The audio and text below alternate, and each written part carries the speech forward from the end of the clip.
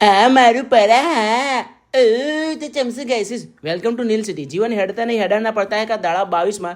तो आज तैयार होके मौसम की बदमाशियों को बोल के हाय मैं जिम में पहुंचा और आज तो मैंने वगर वार्म अप पे कसरत मारना चालू करा है। पेट की चर्बी के लिए करना पड़ता है क्योंकि वध जाती है। फिर हम सब ने एप्स की कसरत मारी और ये देखो हमारे मिस्टर आयरन मैन, ये है मिस्टर मोमिस, अरे मिस्टर ऊ। પછી થોડા અંગ પ્રદર્શન કિયા जिसमें आसिफ भाई जीती गया तो उनका मिला राम भाई की तरफ से अनलिमिटेड ज्ञान। પછી ઘરે પાછા વળ के थोड़ा जादू मंत्र से तैयार होके थोर की शक्तियाँ दिखाए टाणा नाना नाना।